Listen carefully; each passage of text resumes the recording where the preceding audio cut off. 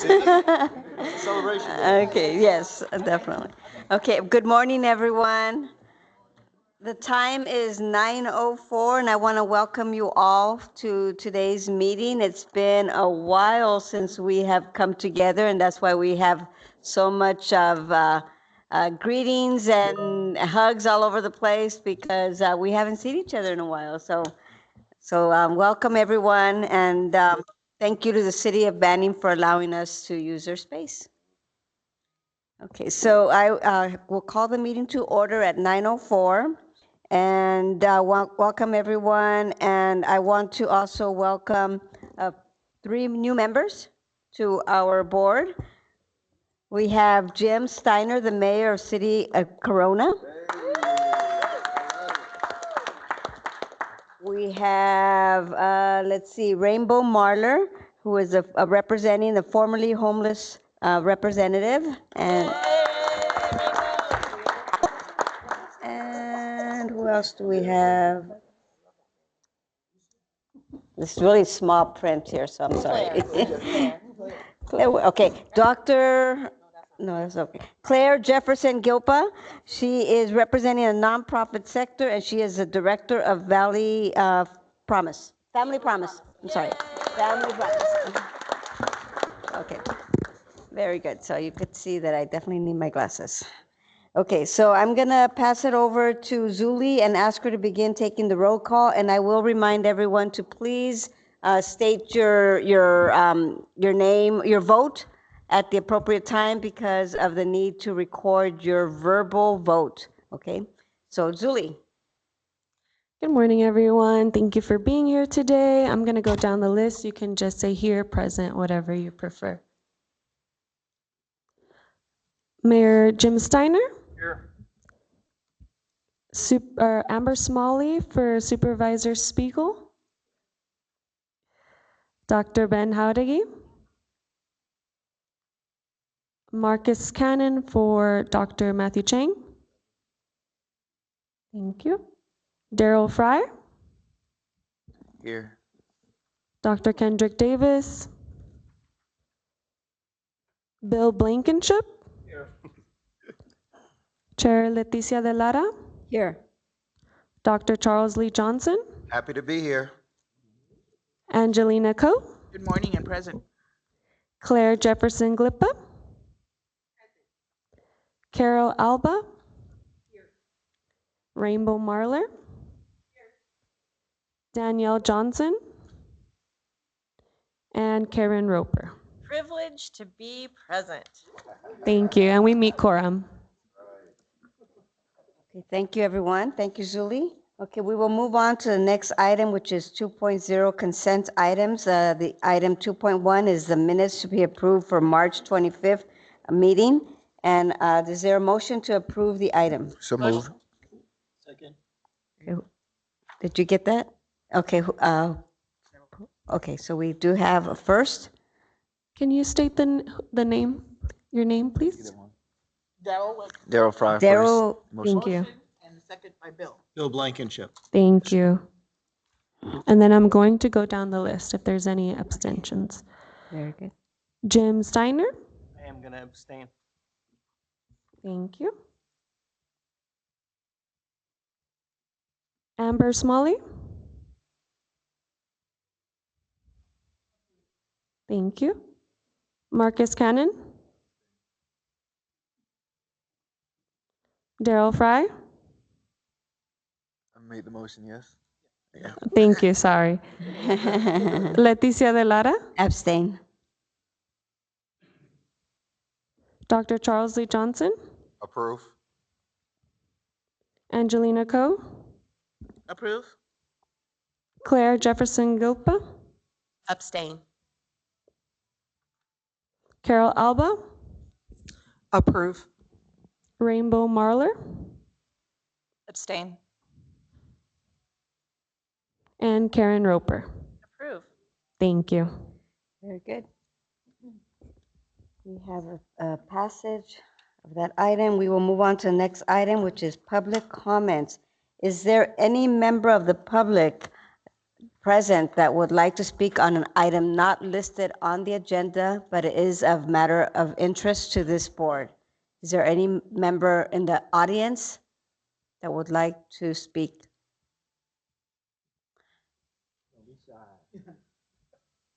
Okay, Zuli, is there any member of the public remotely that would like to speak on an item not listed on the agenda? No, I don't see anybody. Okay, very well. Then we will move on to the next item. And well, before we do that, I do want to ask Tanya to please give us an update on public comments.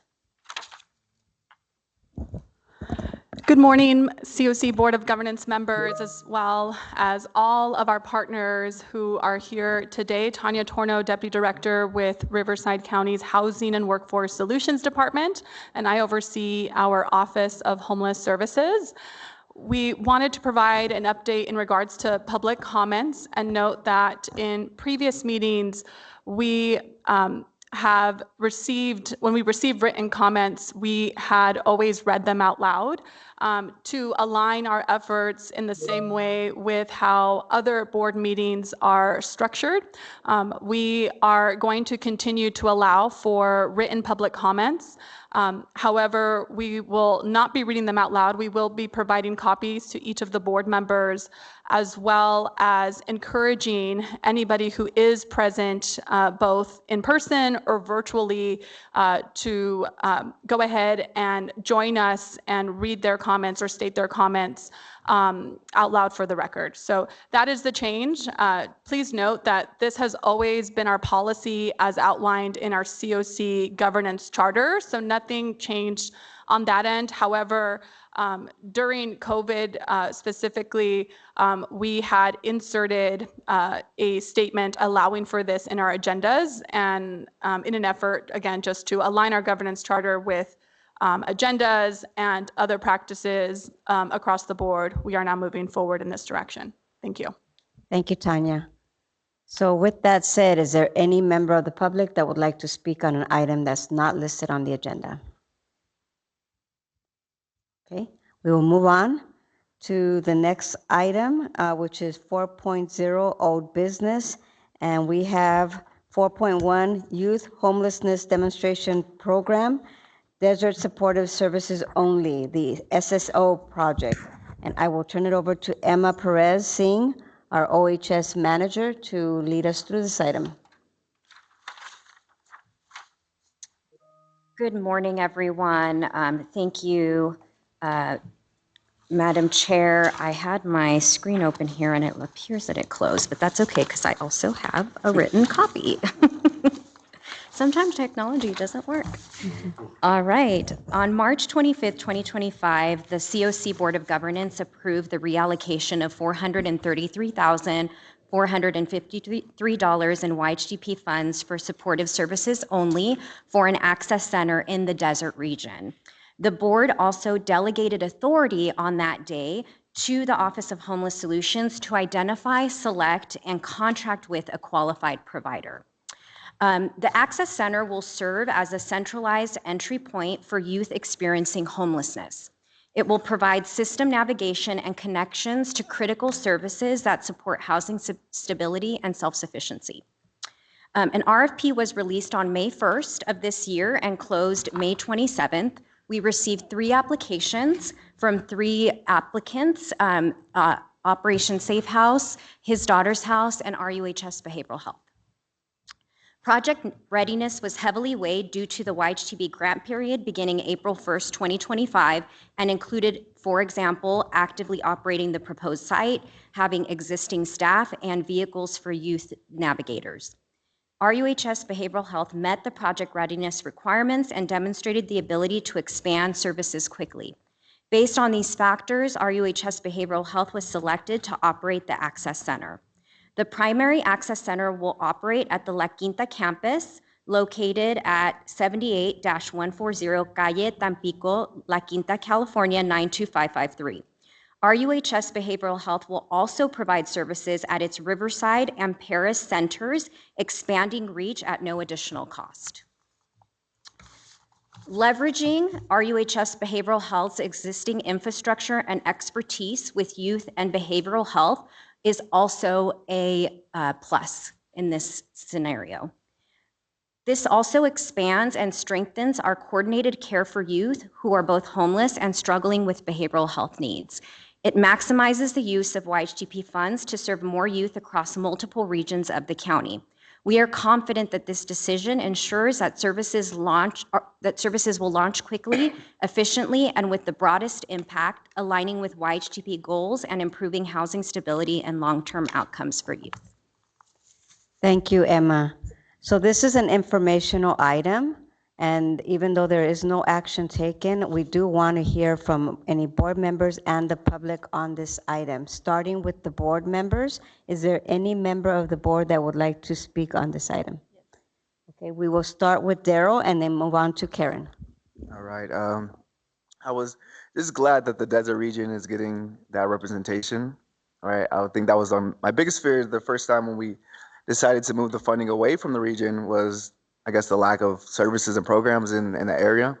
But it sounds like, RHS is going to kind of, provide that service in that area. I guess my question becomes, I know we're sharing the space with Riverside and Paris office as well. Is there an idea of how much, I don't know, because it varies based on who's coming to the office, but is there a way to kind of allocate priority for the desert region as opposed to kind of letting the funding possibly go through the funding will be dedicated for the desert region. Okay. So behavioral health has agreed to offer those same services at the other 2 locations without additional funding. So the full 400 and change is going to be specifically for the desert location. Okay. We also have a drop-in center that is being operated by Silence Aloud, the bridge in Moreno Valley. So now we'll have services in La Quinta, Moreno Valley, Paris, and Riverside. Good job, y'all. Thank you. Thank you.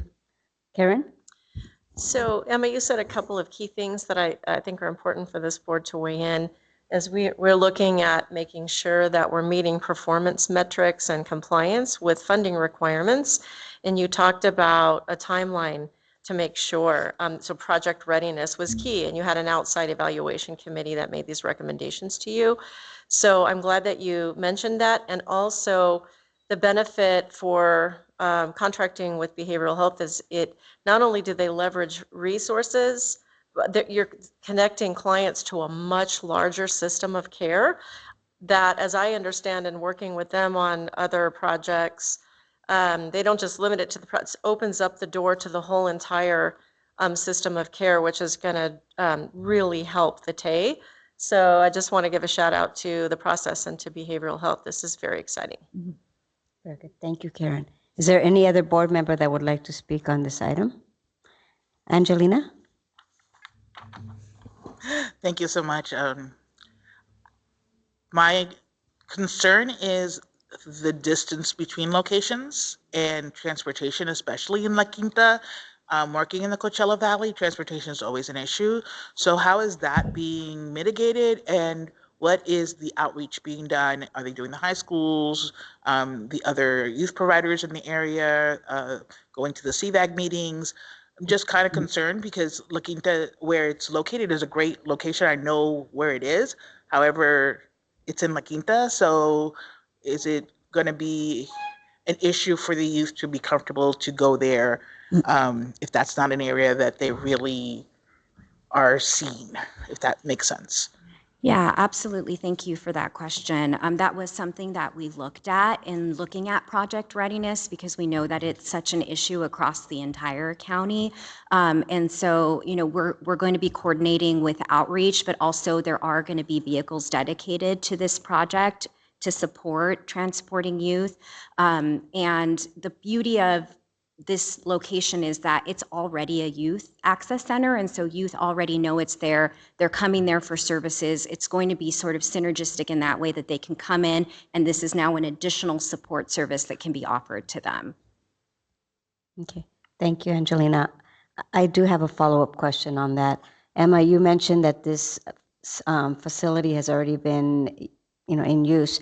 Can you tell us the numbers? Have there been a lot of youth that are utilizing the services? Has there been an issue to this date of having access? Because I also had the same concerns that Angelina had about the location.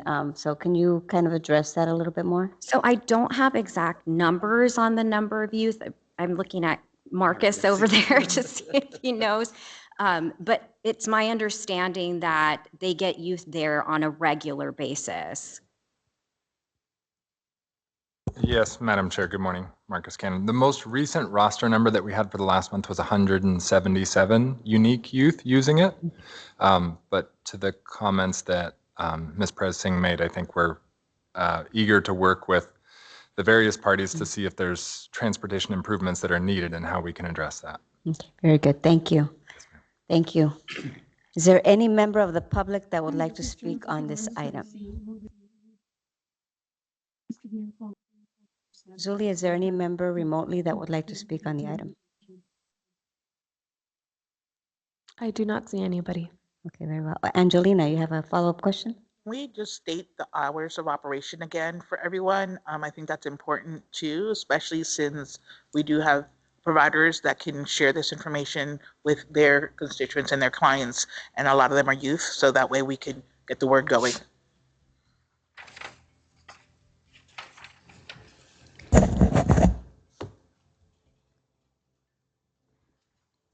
I believe it's 8 to 5:30 Monday through Thursday and 8 to 4:30 on Friday.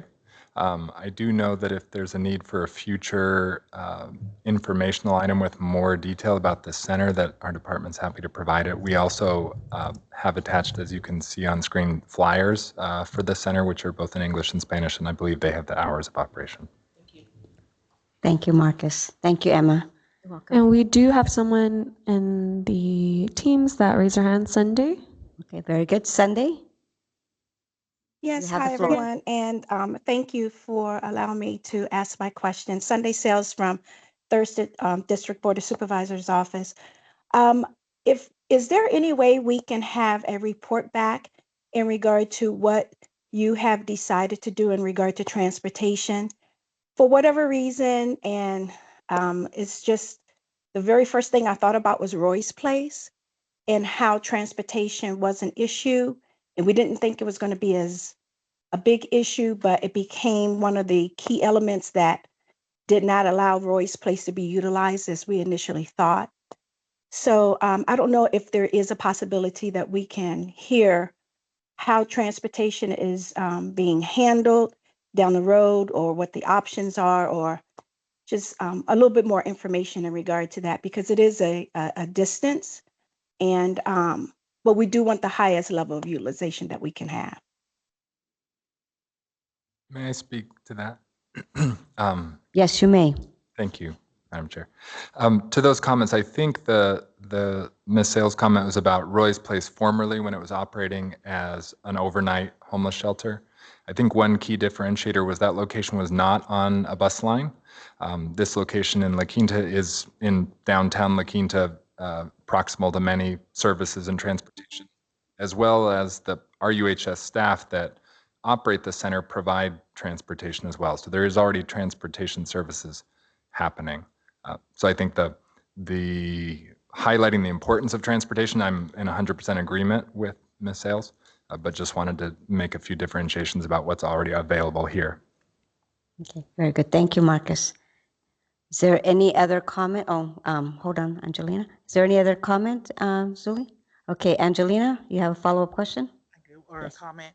I know that what we do on our flyers for distribution locally, we put the bus route on there so that people know that there is a bus, so that they can look it up. Just 'cause sometimes you just don't know the lines and how frequently they run, and that does make a difference with people and accessibility. So there is no barriers, but that's just a suggestion, and I'm going to be quiet now. Thank you. Thank you. That's a great suggestion. We'll definitely. You are not allowed to be quiet, okay?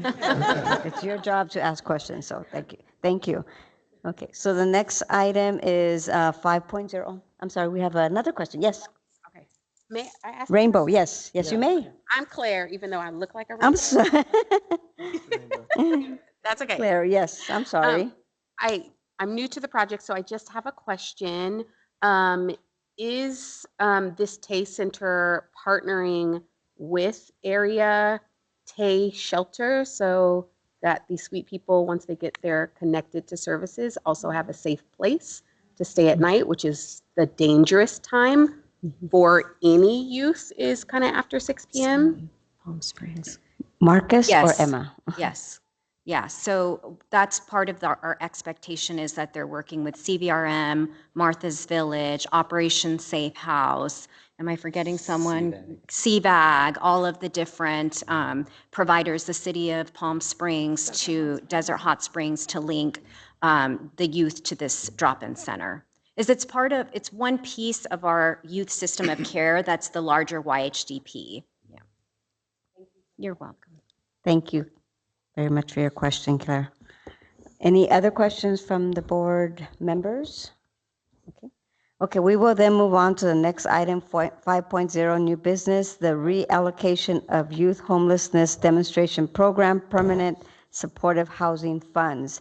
And I will turn this over to Tanya, and this is an action item. So, Tanya? Thank you, Madam Chair. On June 27th, 2024, the Board of Governance approved the recommendation to award Sigma Beta $1 million in youth homelessness demonstration program funds to administer a permanent supportive housing project for transitional age youth, ages 18 to 24. Based in Moreno Valley, this project consists of one supportive service building and 3 4-bedroom homes. YHDP funds are being utilized to cover costs towards site operations and rental assistance through the period of performance of April 1st, 2025 through March 31st, 2027. At this time, SBX has opted to transfer title of the properties to the county, and a new service provider is needed to operate the project. Office of Homeless Services staff is requesting approval to identify a new provider for the program to work directly with Riverside County to continue delivering housing and supportive services to support the youth in need. I wanted to add that this item is very much tied to or this project is very much tied to all of the different projects that the board approved under our youth homelessness demonstration program. So as Emma mentioned, the street outreach teams and the drop-in centers will all be able to refer and have been working with SBX to refer youth to the site. I think the other important note that I wanted to say in stating that our team is requesting to go out to bid to select a new vendor that can operate that project. SBX is still the service provider on that site. We are in communication with them, and they will remain as such until we can fully complete the transfer. And so to that end, at this time, we do not have an end date for SBX, as that will largely be determined, by when they're ready to transfer the property over and we're ready to start the new service provider.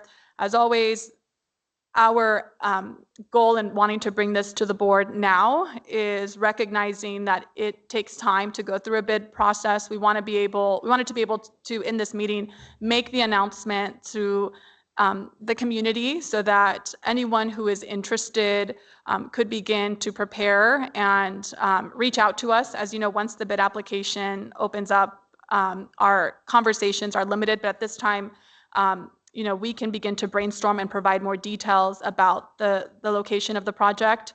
I believe that on the next slide, we actually have the location, which is at 12125 Day Street in Moreno Valley. The location is close to public transit. There are restaurants, grocery stores not too far from this location. I think additionally, we wanted to highlight and thank SBX because to date, they've been able to serve 11 youth in the project. Many of those youth within the 4 months have already graduated or moved on to other locations. But as of today, there are 4 youth who are currently residing in this project and are continuing to receive supports through their team as well as our entire YHDP and Continuum of Care network. The goal anytime we work with youth, of course, is always to focus on housing stabilization first, but to help them with their career and educational goals, as well as helping them with potentially moving on to another more permanent location that will help them on their journey. So with that, the motion or the recommended motion today by staff is to approve the reallocation of the Youth Homelessness Demonstration Program Permanent Supportive Housing Funds from Sigma Beta. Again, to clarify, that the end date will be once we've identified a new vendor and the site has been transferred, and delegate authority to staff to identify, select, and enter a contract with a qualified vendor for an amount not to exceed the award of $1 million. Once we do that, as we did today, our plan would be to come back to this board to provide you with an update. Thank you. Thank you, Tanya. Okay, so we will now open it up to questions from the board, and then we will turn it over to questions from the public, and starting with Karen. Tanya, question, because it's transfer of title. Was the site acquired with other funds or out of the grant? That's the first question. I know that this is operating funds. How many years does this go for? Because I'm just wondering if it ends after so many years, if there'll be then an opportunity for project-based vouchers to keep later down the road to keep the project alive, because PSH is so important. So, great questions.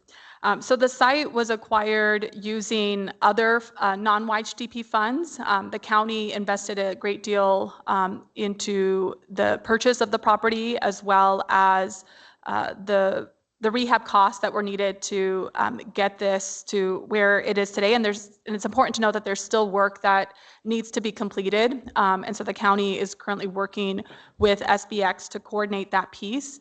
In regards to the YHDP funds, you are absolutely right that the funds are used to pay for the supportive services and the rental assistance costs.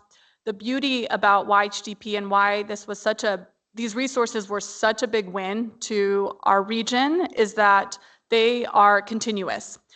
So the awards are for a 2-year period. So you could break it down. Essentially, this project has $500,000 for supportive services a year.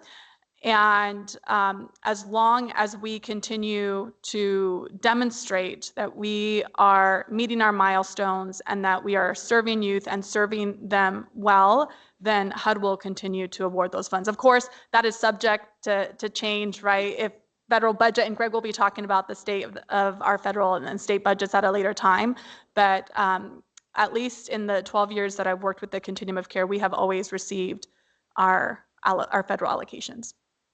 Thank you, Tanya. Karen, any follow-up? Okay, Dr. Johnson.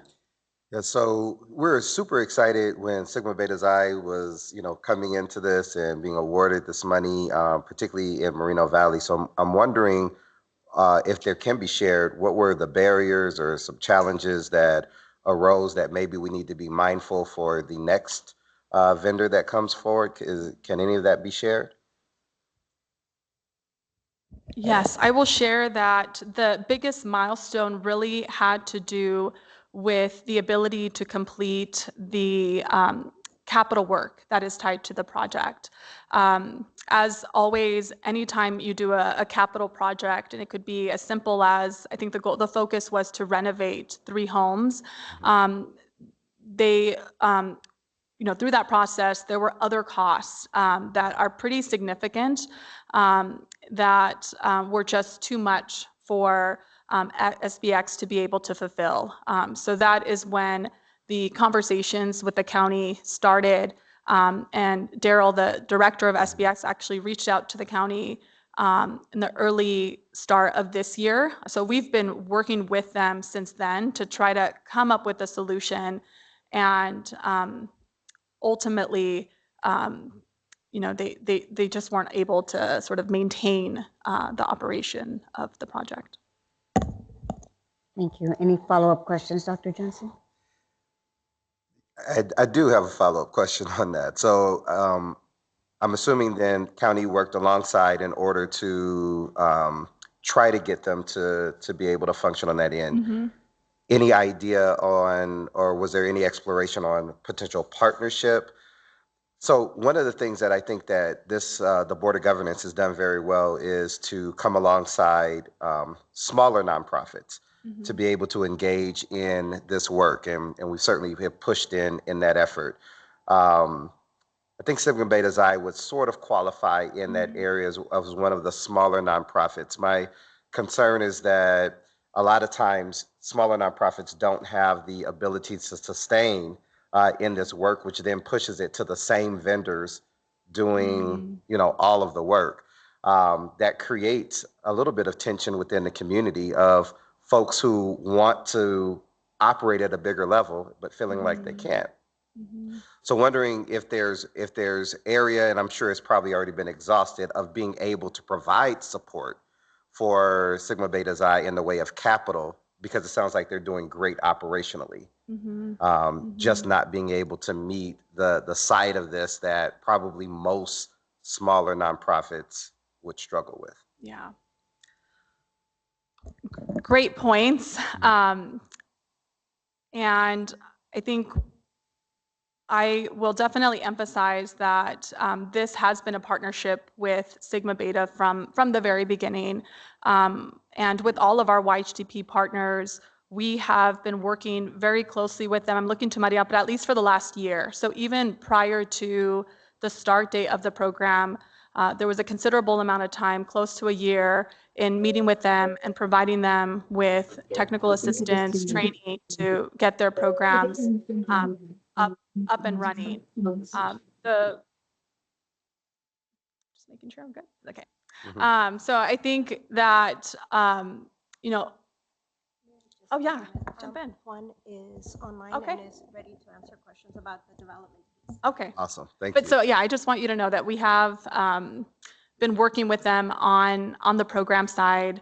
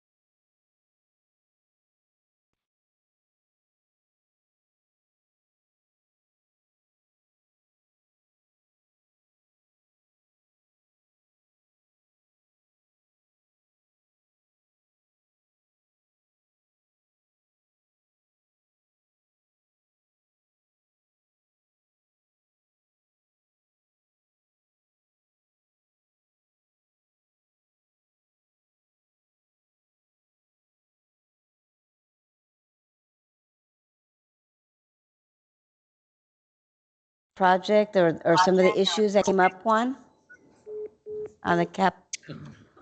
Yeah, hi everyone. Can everybody hear me? Yes, we can hear you. Speak up a little bit louder, though. Sure. What about now? Can you hear me? Yes, better, yes. Yeah, hi. Juan Garcia. I'm the Deputy Director with the Department of Housing and Workforce Solutions. Our department was working closely with SPX when they submitted an application to acquire these properties. The county invested county ARPA funds on this project. The main problems that arose with regarding this project and the capital improvements that Tanya was touching on was regarding significant change orders when SPX was trying to connect to sewer. The changes were significant. We've been working with SPX, like Tanya mentioned earlier, since the early part of this year on trying to assist in helping them secure additional funding to be able to complete the project. But unfortunately, XPX wasn't able to secure those funds. And they've asked us to step in and take over the property and finish the remaining work. The change orders amount to close to $800,000 in additional work.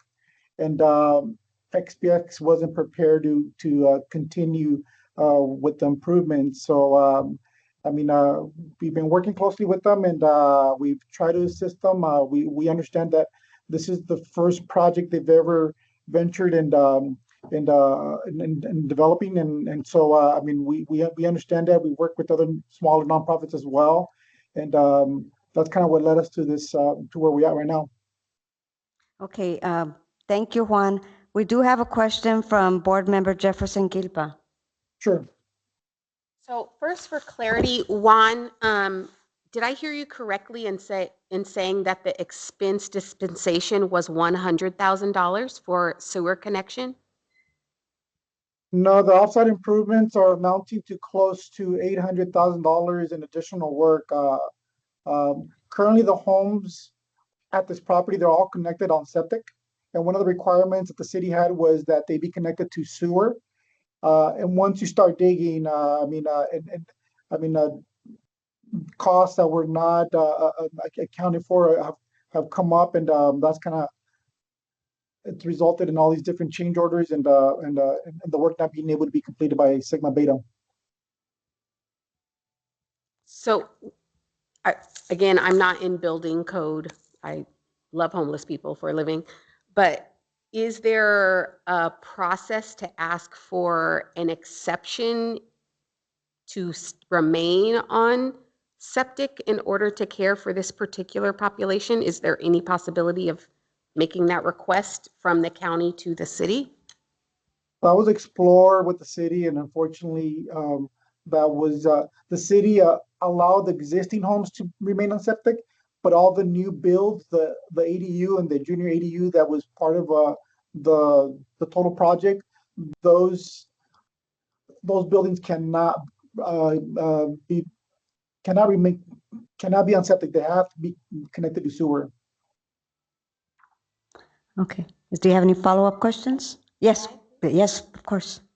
So for staff, moving forward, how can we frame or partner with the city, state, or otherwise in order to find a partner that eyes wide open understand that they have to come ready with $800,000 in order to procure $1 million in services? Because that's what you're asking your next partner to be able to do.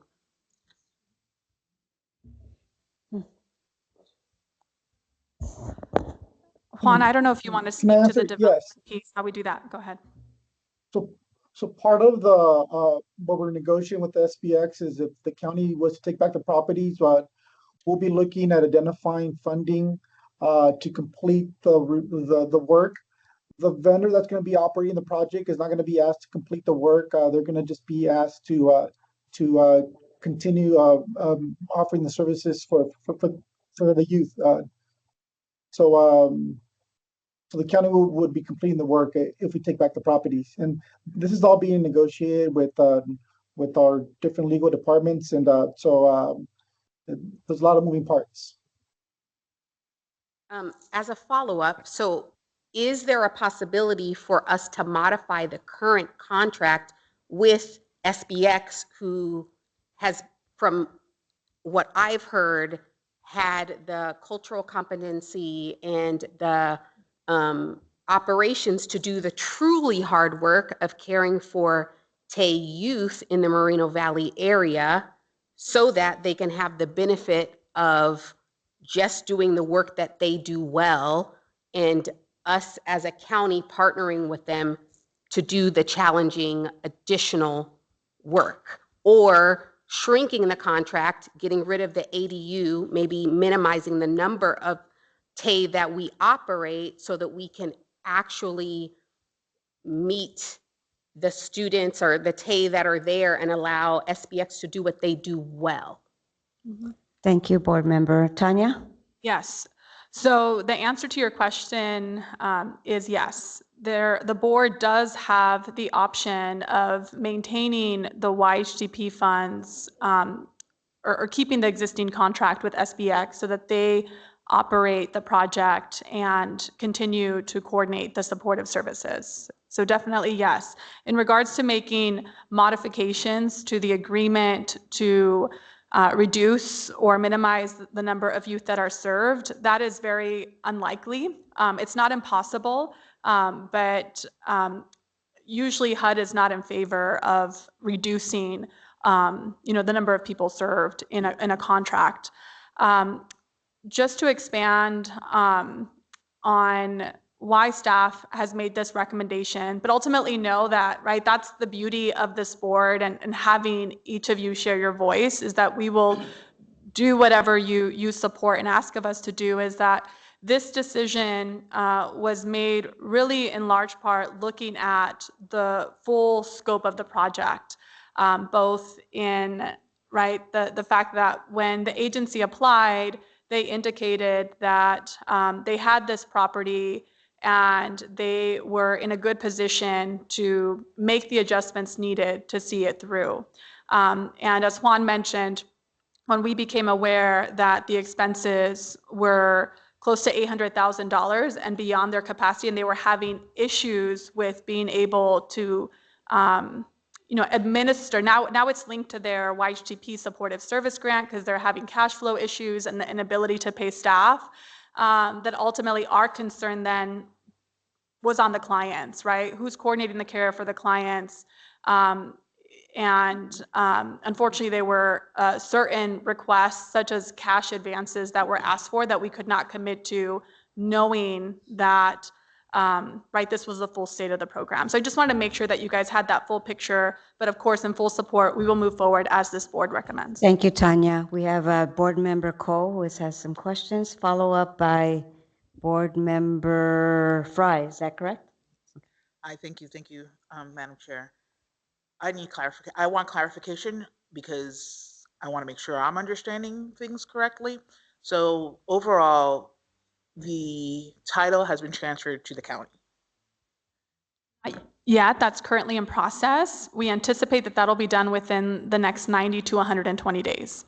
But the title's going to be the county's title. Correct. And the county will take over dealing with that $800,000 transition for sewage, or someone, or it's not going to be the new provider. It's going to be. Correct. Okay. Correct. So, yes. Okay. And that is because county funds were used to support the project. And as we do in all capital investments, there was a covenant tied to that to state that this project would maintain in this operation for this use for a period of 50 years. And so anytime a title holder is not able to maintain that, then the property can come back to the asset. Again, this isn't very much intended to preserve, right, the housing units for this purpose. Okay.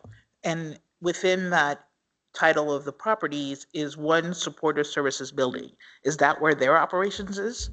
So there are 3 4-bedroom homes, and then there is another space that serves as like an office building for their staff.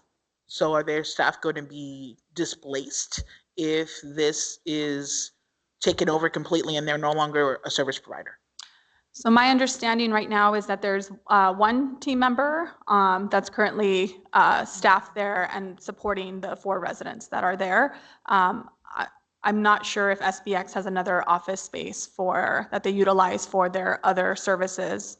Okay. So then in tandem to what was already questioned, would they have the capacity, if the title's taken over by the county and those expenses are handled however they're handled via county contract and title ownership, do they have the capacity to still be the service provider since they're already there? Because it's Moreno Valley, and you have to know Moreno Valley and where they're located on Paris Boulevard and that area, and working with the youth.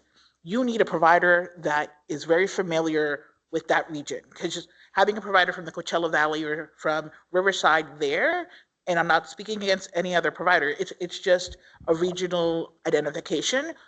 Do they have the capacity to continue to provide the services? Because I know about cash flow, and I know about funding cuts, and I know about, well, we can't do this program because there's no way we're going to sustain because we don't have funding from other places. We can't pull. After this time frame, we just can't do it. And you got to pay your people.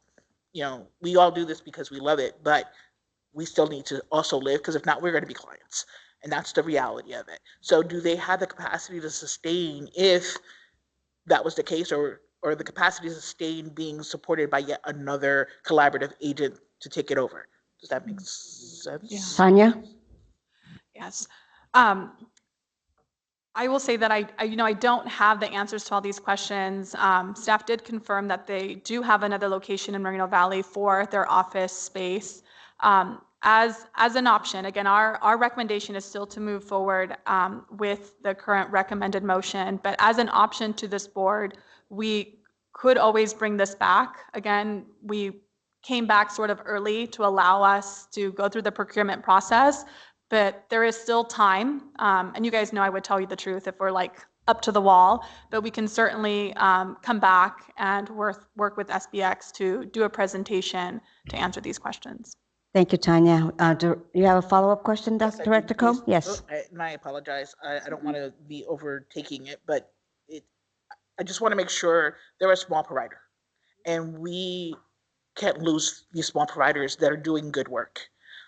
So even if we vote to move forward because we don't have these answers and it's in their best interest and the best interest of the funding, could they still come back and say, we want to be considered a provider and work and maybe collaborate with another provider to do something so it's not siloed?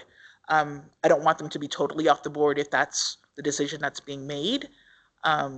Yes, I'm glad you said that. When we open this up for bid, anybody can apply from the county. So that would allow this agency to resubmit an application.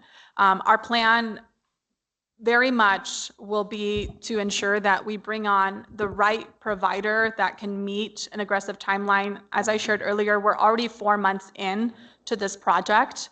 This is a federal project, and every word that we have received from our federal reps who we work with on a day-to-day has been, this is not the time to leave any unspent money on the table.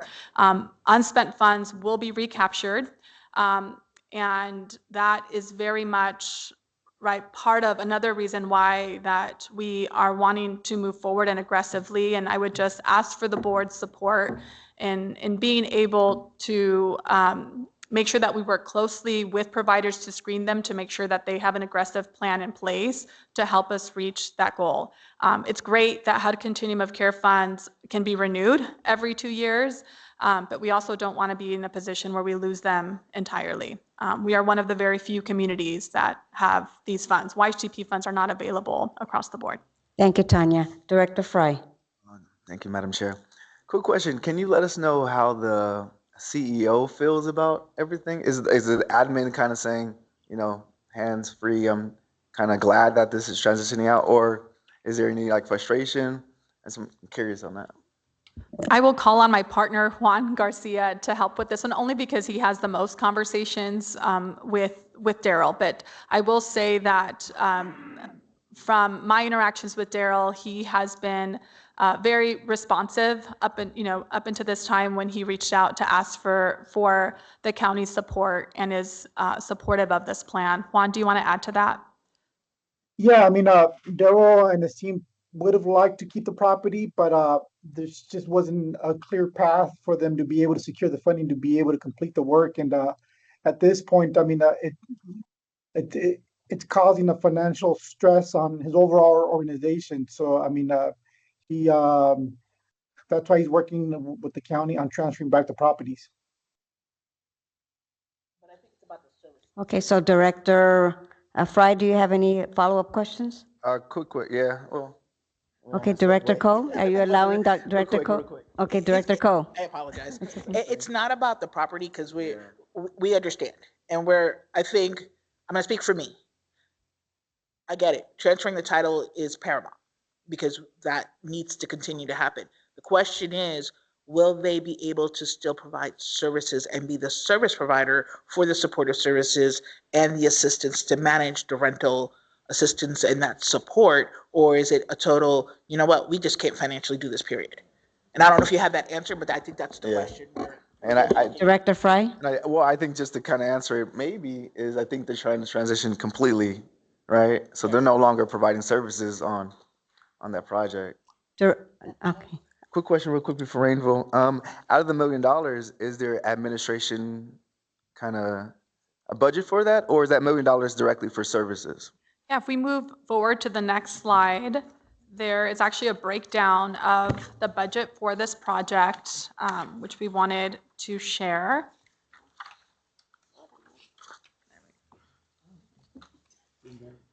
And you'll see from this that there are resources for both leasing, rental assistance, supportive services, which would pay for staff, as well as operating costs, which are essentially used to pay for any maintenance or service costs that are associated with the project, in addition to administrative costs of $45,000 that are set aside. And that's just broken down over the 2-year period. So about a $45,000 salary for, I guess, the main core admin for the project? Mm-hmm. Again, keep in mind that this is a 16-bed, 16-bed facility. Operating under like a shared housing component. So like there's 2 youth to a room. Director Fry, are you? Okay. Amber, do you have a question? I'm sorry, Rainbow. I knew there was a That's okay. Rainbow, sorry. Director Marler. Thank you. You can hear me? Okay.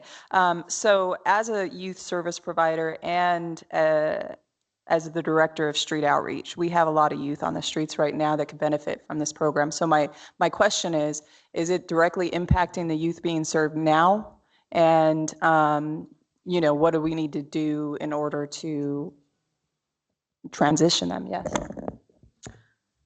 Yeah, I would say from our perspective, what we have seen is the answer is yes, because of the cash flow issues, they have had to downsize, and having one person to do the entire administration and the supportive services has been a challenge.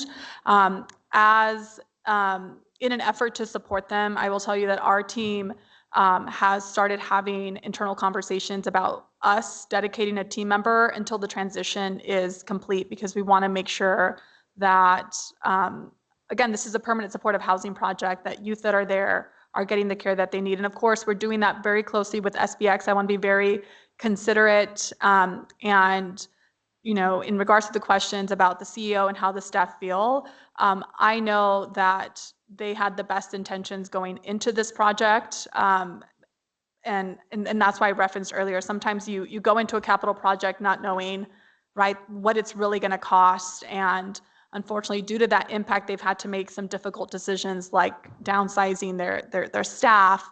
And yes, there's been client impact. And yes, we're currently working to transition some of our staff there to support. Thank you. Have any follow-up questions, Director Marler? Okay. Any other board member have any questions or comments? I'll make a final comment. Okay, Director Johnson?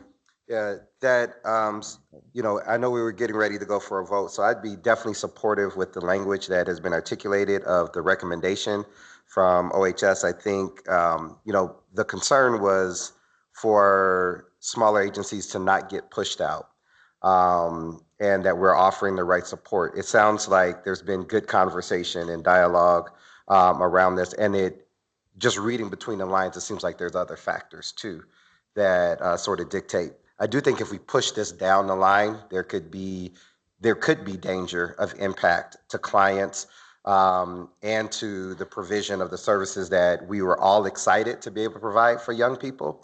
And so I think it's the right recommendation, with also the idea that Sigma Beta Xi could apply on the next round of funding and could possibly be awarded in an operational capacity. So thanks for the recommendation and great dialogue. Director Fry. Question. I think this is kind of solving, of course, the issue regarding the transition, but I also think that there's an issue that we haven't really addressed, which is the whole capital development project, right? I guess my question, or my mind goes into, okay, if we pay the $800,000, can we forecast the next expense, and who's going to be responsible of actually overseeing the development part of this project? Juan, So I'm the going to pin you. development, yeah, sorry. So the development is going to be overseen by county staff, HWS county staff. once we take title of the property, if we're able to complete that. Okay, thank you. Any other board members have any questions or comments? Director Jefferson Gilpa. Okay. I do, just from a board member's support, would love to see staff stepping in for the purpose of ensuring that the young people that in our care are getting the most possible care. And even if that means us having to lower the threshold of what the new agency is able to care, I think our paramount responsibility is to the young people that we know need care. And so I would love staff to really think through not only what it looks like to have someone sitting there, but hand holding both from the Sigma staff to whoever the new awardee and having overlap of both sides. And I'm not sure if it's possible, but if there is an ability to compensate for that transition on either side in every space, I think that's powerful to ensure that the most vulnerable that we're actually here to work for get the best possible care from us as a community. I think Tanya is saying yes. Okay, so board members?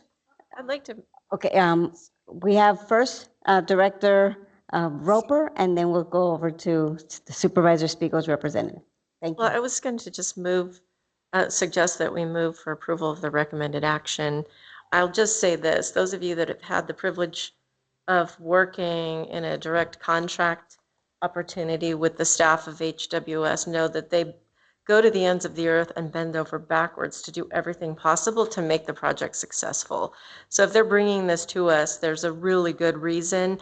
And I agree, we need to do everything we can to be sensitive to small organizations. And it's paramount to have the focus of the people that we're serving. But capacity and the ability to meet performance objectives is so important right now. And I think Tanya said it well. This is not the time for us to have failures or leave money on the table. So we got to find the sweet spot. And I think that's what the staff is trying to recommend. Okay, so we do have a motion, but we're going to hold off on the motion until we complete the process, which is hearing from all board members and then the public, and then we'll take up your motion at that time and seek a second. Okay, Supervisor Spiegel's representative, please. Just to echo what Karen was just saying, when we started this project a while ago, the goal was to reduce youth homelessness in the Moreno Valley area. And so again, echoing what Karen has said, if HWS has brought this to our attention, and I think getting this in as quick as possible and allowing another provider to come in and continuing the services that we originally wanted, I think that's the perfect decision. So thank you. Thank you. Any other board members? Okay, Zuli, any member of the public that would like to speak on this item in person first, and then we'll go to virtual. Is there any member of the public that would like to speak on this item now? Okay, Zuli, is there any member of the public virtually? No. Okay, then we have a motion on the floor. A maker is Director Roper. Is there a second? Director Coe? Yes, second, can we just add in the notes somewhere what Dr. Johnson had stated about leaving it open to smaller providers and to them if that's something they want to do as a service provider in the future? Maker of the motion, are you agreeable to the change? We have a first and a second of the motion. Does everybody understand the motion, or would you like it to be restated? Okay, you get it? Okay, Zuli, could you do roll call, please? Yes.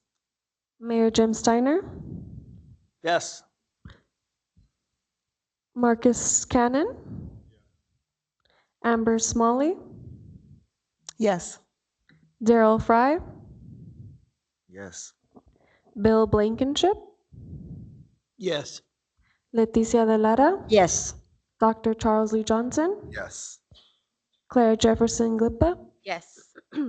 Carol Alba, Rainbow Marler, Yes. and that passes. Thank you. Okay, very good. So we will move on to the next item. And the next item is 5.2, homeless housing Assistance and Prevention, HAP, 5, and Emergency Solutions Grant funding recommendations. Tanya, this is an action item. Thank you, Madam Chair. On May 2nd, 2025, the Riverside County Office of Homeless Services released a request for proposals to obtain proposals for 2 major state programs. There was $379,000 allocated for the Emergency Solutions Grant, which comes to the continuum of care through the state, and $4.1 million, if I round up, $4.2 million approximately through the Homeless Housing Assistance Prevention Program, or what we refer to as HAP. ESG and HAP eligible uses cover a lot of the same activities, which include street outreach, emergency shelter operations, rapid rehousing, all, of course, with an emphasis on strategic coordination with the homeless adoption plan that our county and this continuum of care board adopted now 3 years ago. The RFP that we opened remained for 30 days, closing on June 2nd, and since then, we have been working closely with an independent review panel, which consists mainly, but you don't have to be, of CoC members who all volunteer to help us in that review process. As always, I need to emphasize that the number of applications that we received far exceeded the amount of funds that we had available. There were a total of 39 different proposals, 8 for the ESG program and 31 for HAP. At this time, our office is requesting approval to move forward with funding recommendations to the agencies that are shown on the chart, and hopefully we can move on to the screen. We'll just kind of go through them very quickly, breaking down by homeless category. The important note that I would want the board and our continuum of care to notice is that we always look to our homeless point in time count to determine how any funding we have is distributed across the region, and that was really at the direction of this board to be intentional and to make sure that resources were going where they were needed the most. And so starting with the homeless prevention category, you'll see that we included a breakdown of funds for our Office of Homeless Services, and I need to explain here that there's only $38,000 that was set aside for this category, so it is minimal, but we are going to be leveraging additional county. The county also receives a HAP allocation, and we are setting aside a significant portion of those funds for homelessness prevention. So while it sounds small, the $38,000 will be leverage or work alongside that larger pot of funding, and all the referrals will be managed through the coordinated entry system.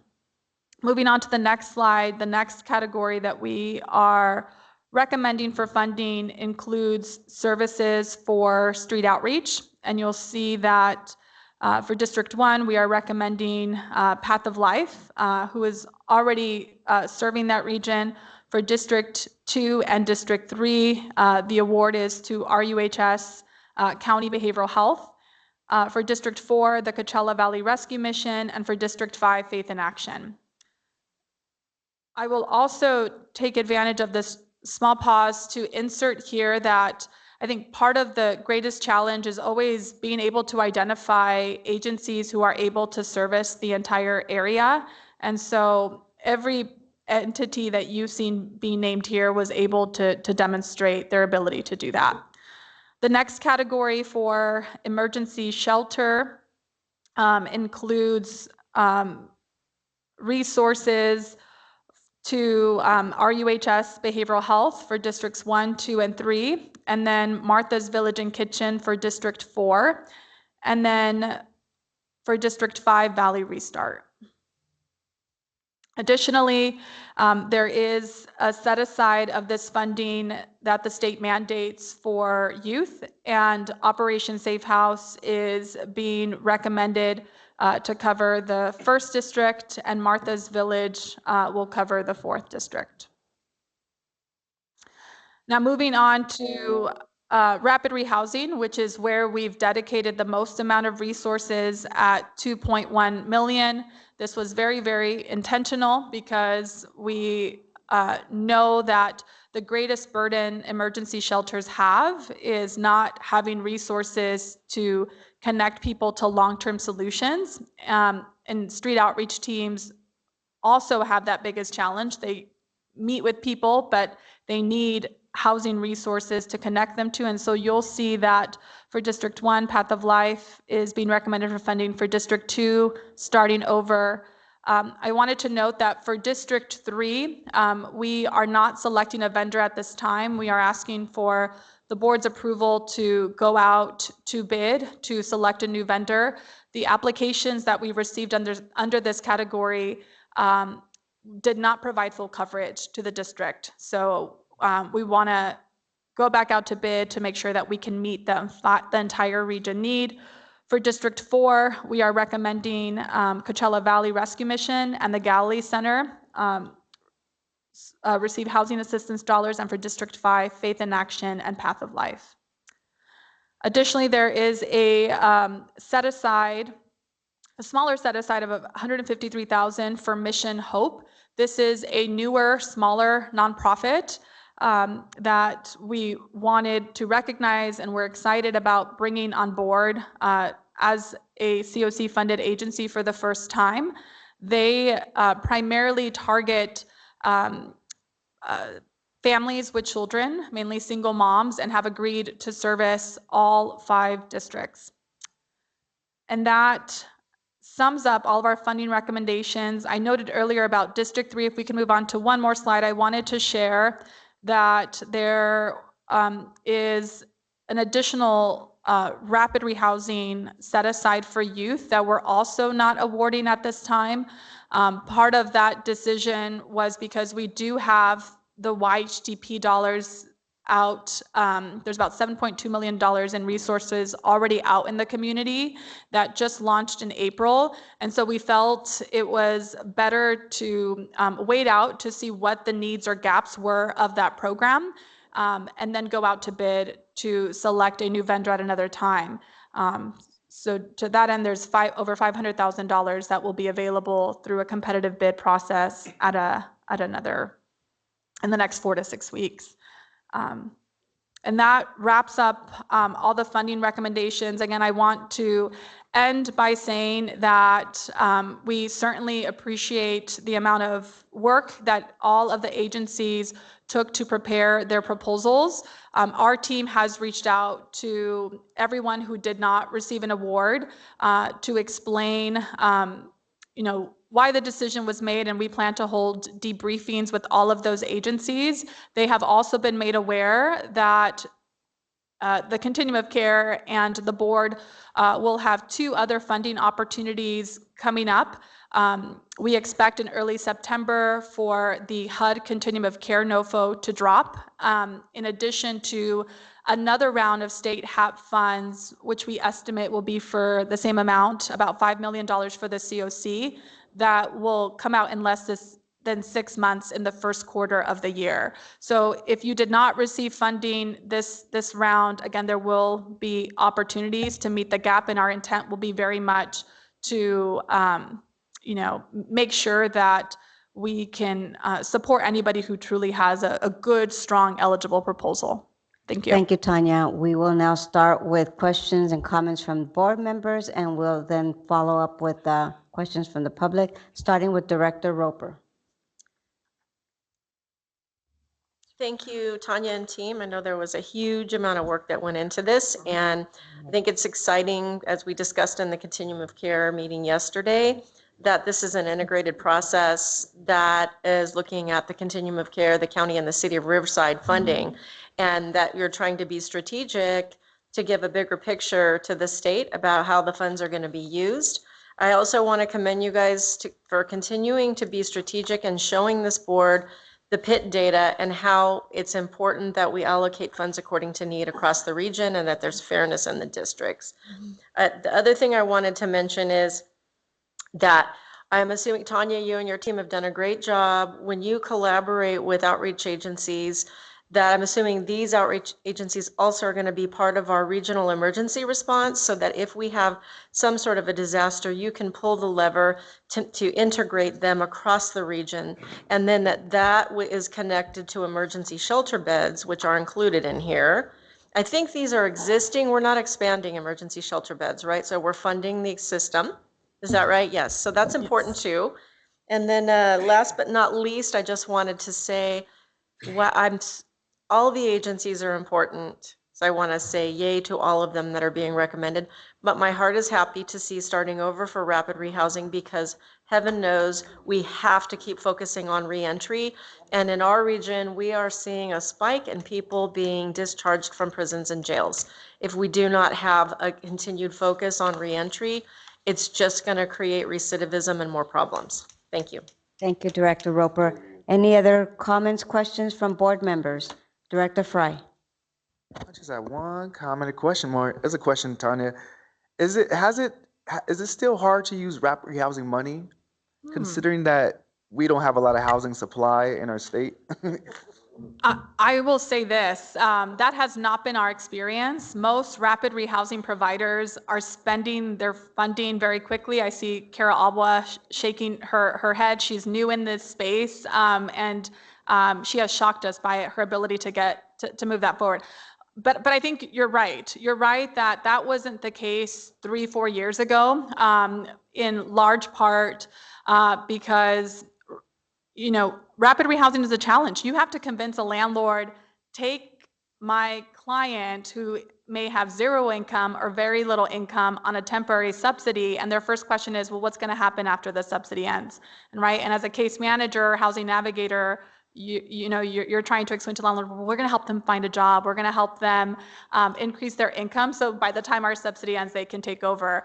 The good news is that through your support, the agencies that are included in these tables, and certainly even the other ones that are receiving other sources of funding, have all strengthened their programs in the last 3 years, that they're much more experienced. They have relationships with landlords, and they have contingency plans in place. I look to Karen Roper and the city of Corona, who has really modeled the Whatever It Takes fund, where they can use that to help pay for damages to a unit to ensure that a landlord it feels comfortable and protected in taking a risk on any of our clients. And that in itself, I think, has been modeled across other cities, other nonprofits, and as a result, rapid rehousing dollars are going like this. We need more, and which is why we're increasing this pot of funding. Thank you, Director Fry. Any other? Okay, Director Alba.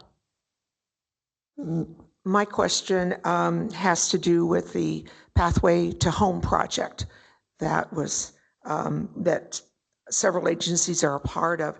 So, for example, on the rapid rehousing in District, it looks like 4 and 5, it was divided between 2 agencies. So are both of those agencies part of the Pathway to Home, or is one selected? How is that going to work? Yes, my team is going to kill me for not mentioning Pathway to Home. So let me provide some background, just because I know we have some new board members and as well as Continuum of Care members who I want to make sure really understand our model. Starting with HAP4, we launched an initiative with the goal of having anybody that receives HAP funding working together. And the goal is for the teams that are receiving street outreach funds and that are receiving emergency shelter funds and receiving housing assistance funds to all work together so they can funnel through, they can funnel their clients through the different levels of care that they need. So a street outreach worker who's funded through this program and has a person in front of them will be able to call any of our emergency shelter operators to say, I have somebody for you, can you take them? And the answer is going to be yes, because I have funding and I have bed reserves for this program. And then they will graduate to rapid rehousing. So HAP 5, this pot of funding that the board is reviewing today, is going to follow under that same model. So this will be an extension to that. And speaking specifically to District 4, as you can tell from the point in time count, District 4 is second to the highest number of in the homeless count. And we know that our rural communities out in Mecca, Oasis, have very specialized needs. And oftentimes maybe Spanish speaking or a native speaking or speaking another native language. And that's why it was instrumental for us to make sure that we split the resources out in that way. Thank you. Director Alba, is there any follow-up question? No? No, thank Okay, directors, is there any other questions or comments from any other directors? Director Coe. I lied. I'm not going to be quiet. So I apologize for my lie, but I will speak truth from now on. These funding amounts are amazing, considering how we had issues prior years with ESG funding and expending all of it. So are these amounts that are being recommended close to what they applied for? So there isn't going to be a huge gap in their budget, or is there some that got a little bit more because of their expertise within their proposal? Just a good question to kind of put out there. Yeah, I will say that in some cases we were able to meet the entire proposals, and others we weren't. But again, we did reach out to all of the agencies. We invited them to participate in the meeting today, and I think part of what we've always done in previous HAP rounds is to work with each agency if they did not get their full ask to adjust, to make some adjustments right to the program.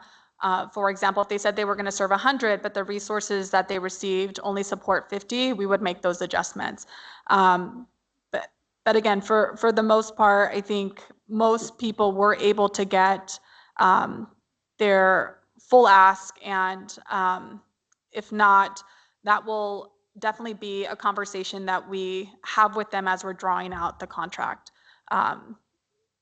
And again, just to emphasize that this is why the advocacy piece and cities and counties coming together to make sure that we're asking for our fair share of HAP and other federal resources, because in addition to those that were funded, I will say there were 8 other agencies that did not receive funding, who all had great proposals, who all wrote based on the needs that they're seeing coming through their door. And I know when Heidi, our director, Greg, Emma, and I are doing our visits to congressional and state representatives, is we're really speaking to, thank you for the $5 million you gave us for HAP, but we really need $40 million if we're going to meet the need. So that is, I just want to stress that is an ongoing challenge. Okay. Thank you. Director Coe, you have a follow-up question? Yes. And so, which is great. Thank you for that information. So the ones that didn't get funding that had great applications, you mentioned that there's going to be another RFP, and then the other funding that's going to come down the pike in the next 6 months or so. So is there going to be some technical assistance provided to those agencies that applied so that they can better prepare for the new application and maybe hopefully get awarded? Yes. I mean, I know that's something that you do with the ones that do get awarded, which is great, but I know sometimes when you're a smaller agency, these grants these RFPs are massive. So if there were some shortfalls, kind of giving them like a breakdown. Yes, all 8 agencies, I will say again, we've been in contact with them. We contacted them prior to this meeting. All have wanted to set up meetings to talk about their proposals, to talk about, hey, what can we do better next time? Again, in some cases, it was the biggest challenge was being able to get full coverage for an entire district. And so I'm looking to Dr. Lee about your support for smaller nonprofits. I think our goal is going to be to sort of figure out, like, how do we curate or bring together nonprofits in a region so that even if they're only able to cover a small part of a district or the county, that we can connect them to other providers in their area to meet that gap so that they're not completely eliminated from a future grant cycle. But all that to say that I've had emails and follow-up calls since we made the announcements, and I want to thank the directors of those organizations because they're already setting meetings up with us to debrief. Okay, thank you, Director Ko. Director Jefferson Gilpa, did I see interest in making a question? I just wanted to make a comment. Is that Yes, okay? of course. I just want to say this is so pretty. But not just in its presentation, but also in the message that our goal is to get our neighbors home. And I think that's a powerful way in which we are allocating these funds. And I just would hate to miss the opportunity to communicate that to staff and to our community of folks, is like our goal is for our neighbors to be home. Thank you for sharing that. Any other board member have any questions, comments? Okay, is there any member of the public present that would like to speak on this item? Come on up, please, to the podium. If you could introduce yourself.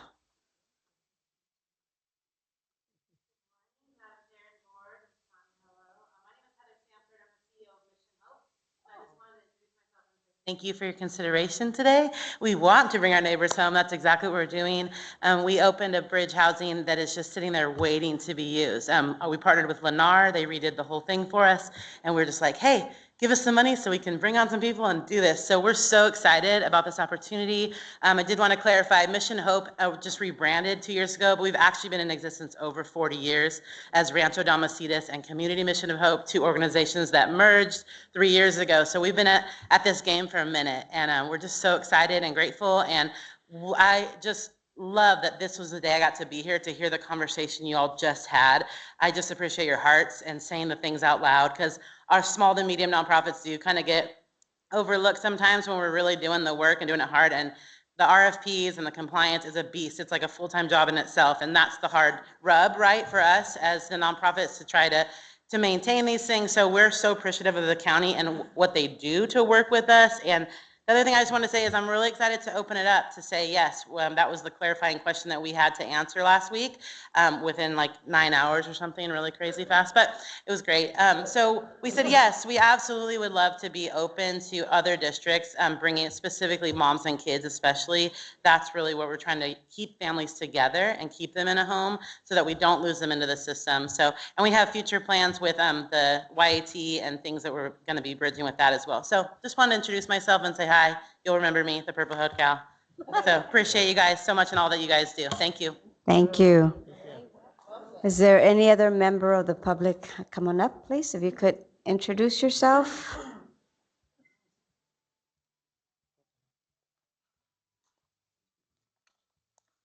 Good morning. I'm Claudia Castorena, representing the Galilee Center, and we are located in Mecca. And I just want to take this wonderful opportunity to see so many important people in this room to say thank you so much, especially the board, and more especially the staff, the county staff. Yes. I thought you were telling me to hurry up. Yes. Thank you for considering the Eastern Coachella Valley.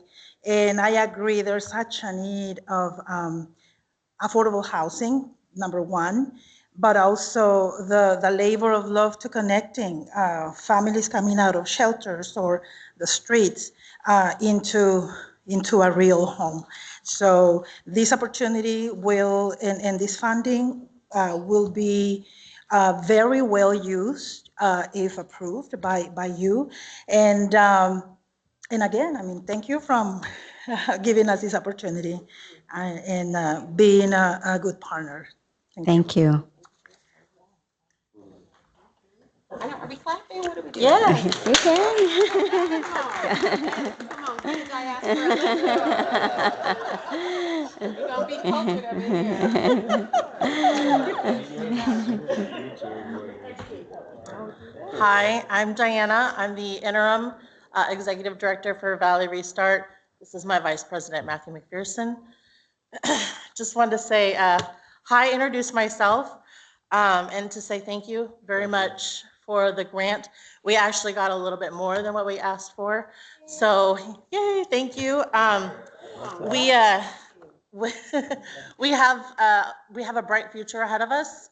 We have some goals, we have some vision, and we're excited to see where the shelter is going to go. And we're so very grateful for your help, especially in this day and age where things are, I don't need to say. Yeah. So we're grateful for every cent that we can get to help.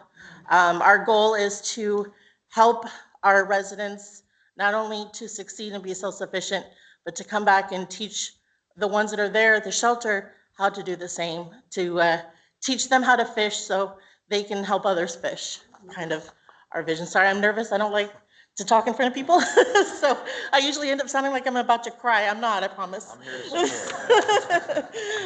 So anyways, thank you again for supporting our vision, and we're very grateful. Thank you. Thank you. No? There's someone she said. Oh, no, they've been around for years. She's the interim, though. Hi, my name is Storm. I'm the outreach lead at Starting Over Inc. We appreciate these funds as well to continue to do the work that we do with the reentry population and make sure that we're setting them up for success, just to keep going and be able to support them in transitioning their lives. So we appreciate this. Thank you. Okay, that was fantastic, getting to see some of our organizations with their faces and their excitement over this funding. Okay, so Zuli, is there any other public comment virtually? No? Okay. And Director Alpa. I didn't know if I could say this earlier, but since other agencies came up, I feel like we can go ahead and say something. When I came on this board to represent small nonprofits, it was very important to make sure that they were represented and were looked at when it came to funding decisions. And I really appreciate Director Johnson's, input on that and support of small nonprofits. And I just want to say, you guys are walking your talk because you are funding some small agencies, and that is making all of the difference in the world. So thank you.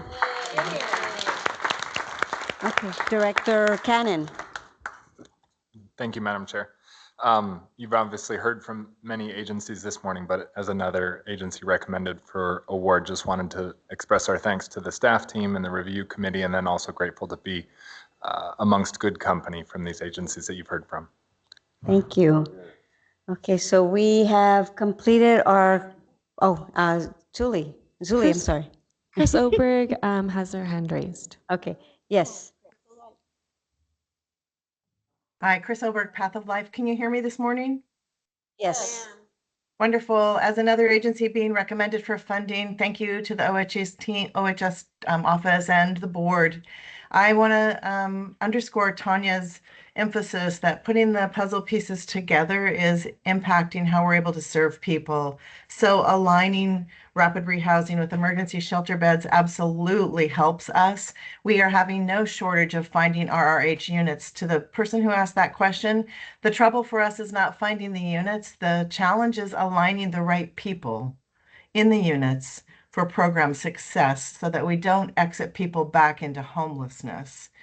And so this intensive case management is really where the work is in the RRH opportunity. We love this OHS team. You do walk your talk every day, and thank you for the confidence you're placing in our agency with this recommendation. Thank you, Path of Life. Okay, so okay, so is there a motion from a board member? And I will recognize that the motion is Director Jefferson Gilpa, and the second is Director Cole. Oh, I wanted to say it. Oh, I'm sorry. Go ahead. I recommend to move forward with the motion. So moved. And we have a second. Director Cole, are you going to outdo her? Oh, okay. Not even right. Okay, so. Okay, Zuli, can you do the roll call, please? Yes. We had to make an adjustment to the motion, so I wanted to note that for the record. So we included authority for OHS, which was not originally posted on the board agenda, so we need to make sure that we state it for the record, to allow for delegated authority with the approval of county council as to form to sign amendments that exercise options to the agreement, including modifications of statement of work, period of performance that stay within the intent of the agreement, and to sign amendments to the compensation not to exceed a sum of 10% annually. And the reason why we added this motion is because in the past we have found that there has been a change either in the calculation of administrative dollars that has resulted in like a 30-some dollar difference. Yeah. And so we didn't want to have to then come back to the board just for those minor changes. So we plan to include this in all future award recommendations to allow us for that flexibility.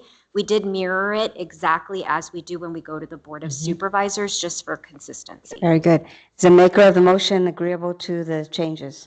100% agree. Okay, and the second? Okay, so the motion stands. Roll call, please. And then just to note, we already informed the board members where a conflict of interest is. So behavioral health, Operation Safe House, and Faith in Action will all refrain from voting on this item. If there are any other conflict of interest, please let us know before we do the vote. Okay, thank you. Very good, thank Julie. you. Mayor Jim Steiner, Yes. Karen Spiegel, or Amber Smalley for Karen Spiegel, Yes. Marcus Cannon for Dr. Chang. Will supportively abstain. Thank you. Daryl Fry, Bill Blankenship, Yes. Leticia de Lara, Yes. Dr. Charles Lee Johnson, Yes. Claire, okay, got you there. Carol Alva, Abstain. thank you. Rainbow Marler, and Karen Roper. Enthusiastically, yes. Thank you, that passes. Thank you. We will move on to the next item, which is 5.3, Federal and State Budget Overview, and we'll turn it over to Greg Rodriguez, Deputy Director. This is a no action needed item. Thank you, Madam Chair, and good morning, Board. I apologize for those who've attended the last two CoC meetings. This will be repetitious, but we really felt it was important to give the same updates we gave to the CoC on funding, especially in these challenging funding times, to the Board of Governance and those in attendance today. So first slide, Zuli, please. Talk about this. Can you update The screen. the screen over here? Thank you. There we go. So first on the state budget, in the governor's original proposal, there were a lot of programs that were not included. In the May revise, there were some changes, and then the legislature, through negotiations with the governor, did pass some allocation of funding. It's not what we've had in the past, so that will be challenging moving forward. But they did continue the low-income housing tax credit program at $500 million. There's $120 million allocated for the multifamily housing program, and then $300 million to the California Dream for All program, and that's the down payment assistance for first-time home buyers. There is $500 million proposed for homelessness under HAP, and I'll talk about that just in a second.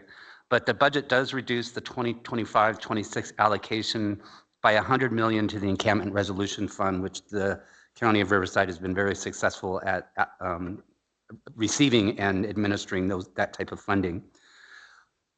A lot of us are confused on the allocation of the HAP funding, because even though it's in this year's budget at $500 million, it won't be allocated until the 26-27 fiscal year budget. It's also $500 million less than what we've received over the past few years. We're working, I should say, there's some state advocacy groups working on what's called trailer bill language, so which will kind of sets the perimeters on how jurisdictions can qualify and the application process. Due to the fact that it's not going to be allocated to 26-27, we're looking at how we can help speed up the application process and not have it as bureaucratic as it's been in the past. There is precedent for that through Housing and Community Development. And additionally, there's a couple clauses in there, one being that you have to have a valid housing element, which we're fine in the county, but also a pro-housing designation from the state, which is extremely difficult to get. So we're looking at how language can say that at least working towards a pro-housing designation, because we have that within our housing element, and our team, and especially under the leadership of Juan Garcia, are pursuing that. There's an 83, next slide, thank you, so you're following along. 83 million one-time allocation for Bring Families Home program, and then there's 81 million one-time for Home Safe program, and then 45 million on the one-time increase in housing disability program. So that was a good increase. Most of those programs are run by Department of Public Social Services through the county. So I'll stop with that on the state budget and see if there's any questions at all. Okay, we have a couple of questions, starting with Director Roper and then Director Fry.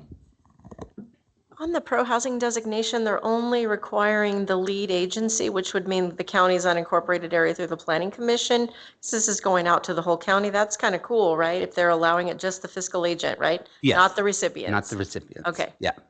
Director For Fry. now. Director Fry. In this round. I'm curious to see if are people using the Dream for All program? Like for the folks doing rapid housing, or like the nonprofits, are they, is that a program that they're using that will support someone who needs support to actually own their house? Is that integrated as I think as it should be? On the first-time home buyer program? Yeah. Oh, yes. Yes. Okay. Any other directors have any questions up until this point? Okay, Greg, please continue. We'll go through the federal, which is the most challenging one, and there's a lot here, but I'll try and go as expeditiously as possible. So on the federal budget, the House Appropriations Committee held their markup on April 14th.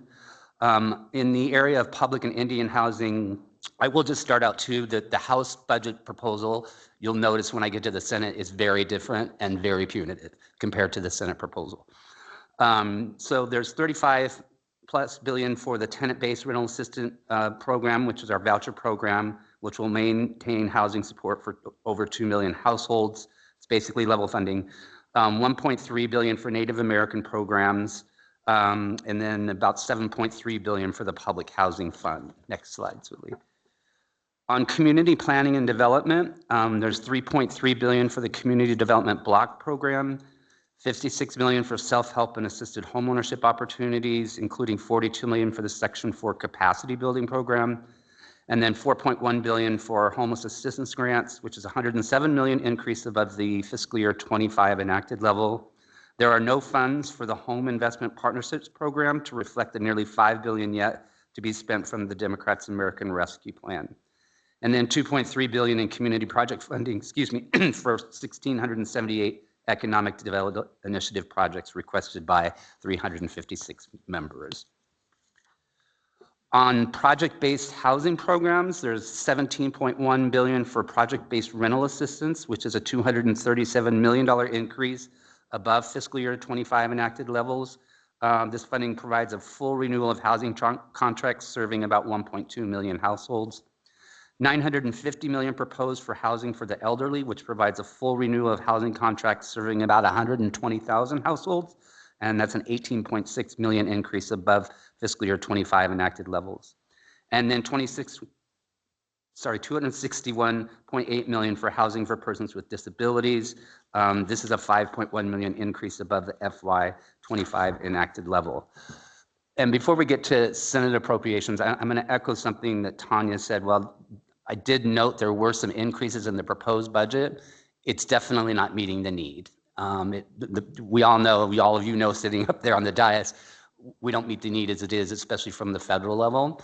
So even though these are slight increases, it's definitely, and more importantly, is just the cuts in other parts or just level funding, which is not the right way to go. And Greg, if you could just pause there, I'm going to ask board members if you have any questions or comments up until Director CoC. I also think it's important to emphasize that even though this money is coming in and it doesn't meet the full need, that there are restrictions within administrative cost and the percentages. So that's also important to note because we still have to run these programs. And when you get federal funding, there's a cap. That 10% or 8%, depending on what it is, really has to be succinct when you do the applications. And I think, not sure who said it from the audience, these applications are a bear and it is almost a full-time job. And most of us are doing multiple jobs to get these applications done. So it's important to note that yes, we need to continue to advocate for that and also advocate for the increase in administrative costs because these programs don't run themselves. Thank you, Director Ko. Any other, Director Johnson? Yep. I think my concern federally has really been the change in language that has been dictated. So the dollars are tight everywhere. I mean, certainly when I've been doing advocacy statewide, it's tight there, it's tight federally, but it's the language. And I'm not sure what we can do or how there's like an attack on special populations. And we've done an exceptionally remarkable job at serving special populations in Riverside County.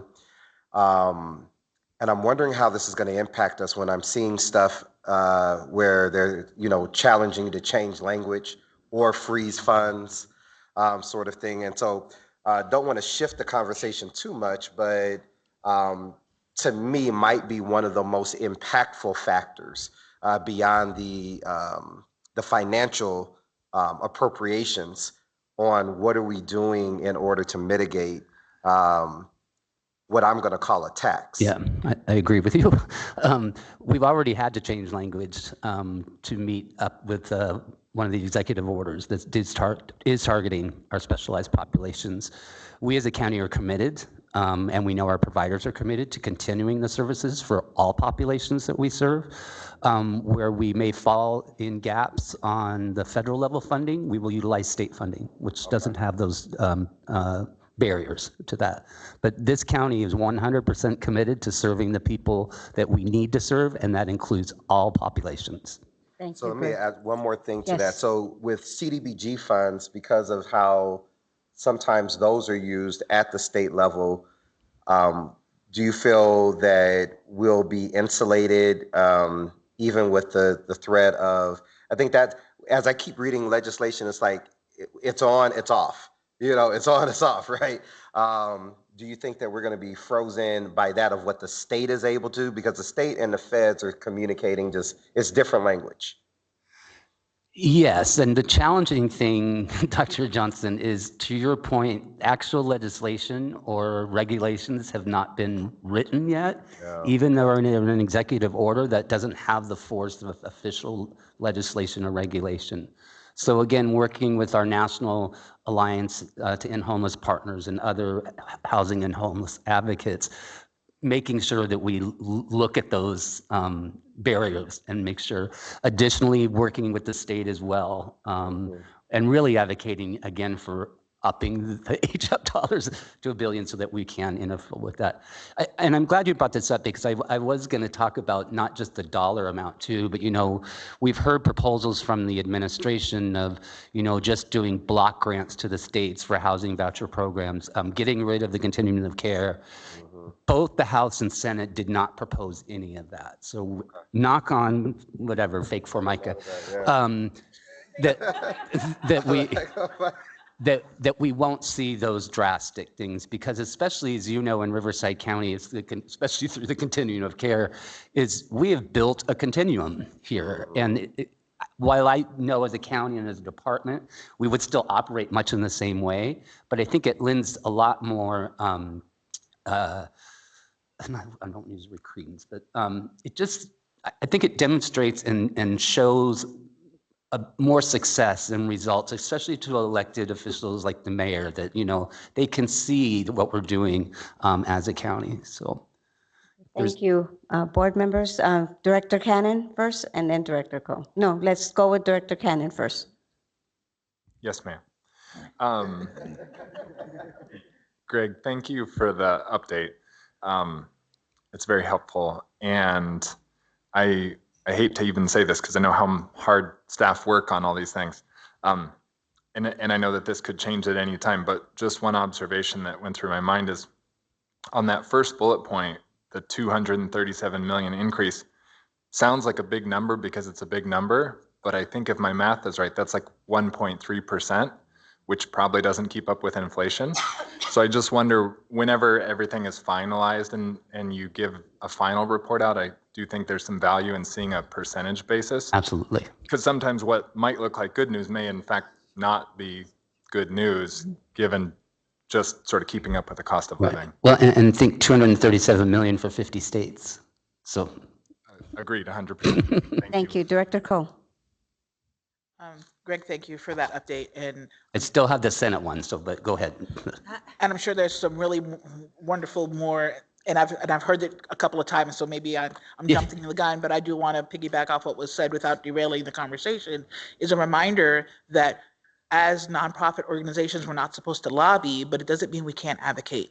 So we need to use our voice collectively to sign letters, to speak to our representatives, to speak to our leadership, to be the leadership that's standing for those special populations that we may be a part of, and say, we are here, we are not going away, and we do not agree. A lot of turnover has been done, a lot of judges has stood up and done what they need to do, but we also, not just as Board of Governance members, but as leaders in nonprofit organizations and small agency providers, need to stay abreast of what's happening.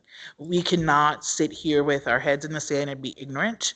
And I don't mean to stand on my soapbox, but I just want to put it out there. We need to advocate. We need to be the voice. I'm not saying lobby because you don't want to get in trouble, but you can advocate. You can do some lobbying, but you always have the right to do advocacy, and we need to partner to do that. And I'm in support. Anytime I get something that is a letter to be signed off on as a nonprofit agency to advocate for these languages not to be incorporated, for this funding not to be taken away, my signature's there, and I do forward it to Tanya and others, and I will continue to do that. And I would encourage that you do the same, because some of us may not be on those listservs and may not get it. And I know I have a tsunami of emails on a regular basis, but these things are important and they should be highlighted. And if we can get it out there so we can collectively sign off on saying we don't agree, I think that's important. So that's what I want to Thank you, Director CoC. And Director Roper. Just a quick comment to hopefully anybody listening, to set everybody's mind at ease. There may be changes in language and executive orders, but unless it's a specific program that says only serve domestic violence or only serve persons with serious mental illness, Greg, you said it well, we serve everybody. So I hope anybody listening in the audience, online or here, can just have peace in their hearts to know we've been doing that. We're going to continue doing that. I think, however anybody feels about the language regarding special populations, they're not saying you cannot serve them. And we can continue to do that. So I hope that, we can leave this meeting knowing that we're doing that and we're going to continue to do that. Thank you, Director Roper. Back to, I don't see any other hands. Back to Greg. Thank you. And Angelina, thanks for those comments. That's my old job with advocacy. So, but additionally too, and what's really powerful, especially for those who technically can't lobby, is telling the story. And especially those with lived experience, it's very, very impactful at both the state and federal level as well.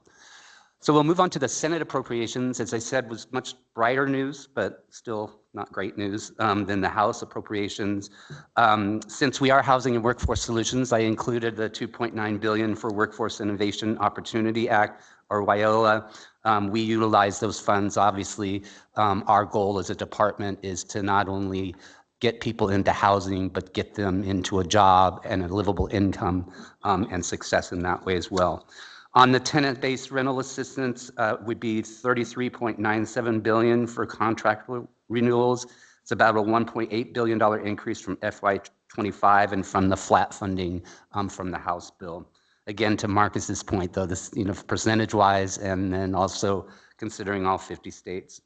Unfortunately, the bill does not provide additional funding to cover the cost of the continuing emergency housing voucher program, which currently serves over 59,000 households.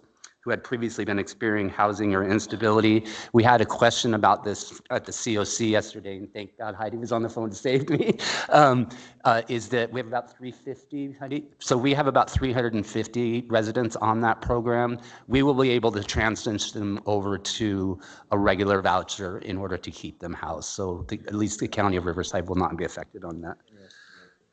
On the Home Assistance Grant Program, funding would increase by $479 million for a total of $4.53 billion in fiscal year 26.